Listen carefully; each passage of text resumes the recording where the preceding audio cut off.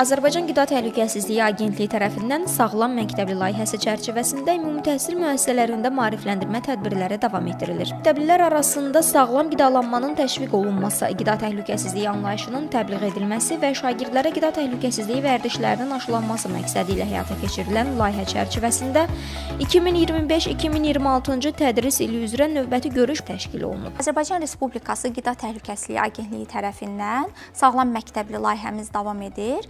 Və bununla əlaqədar olaraq növbəti görüşümüz Bakı şəhəri 46 nömrəli tam orta məktəb və Bakı Slavyan Universitetinin nəzdində məktəb lisey kompleksində həyata keçirildi və görüş çərçivəsində 500-dən artıq şagird məlumatlandırıldı. Tədbirdə iştirak edən hər iki məktəbin 500-dən artıq şagirdinə agentliyin fəaliyyət istiqamətləri, eləcə də qida təhlükəsizliyinin təmin olunması və sağlam qidalanmanın vacibliyi barədə məlumatlar verilib. Görüşdə mövzu ətrafında müzakirələr aparılıb, məktəblərə maraqlandıran suallar cavablandırılıb və onlara sağlam qidalanmaya dair maarifləndirici bukletlər paylanıb.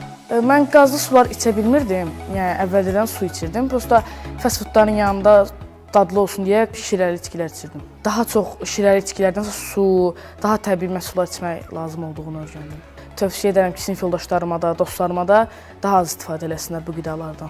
Qeyd edək ki, Sağlam Məktəbli layihəsinə 2018-ci ildə start verilib.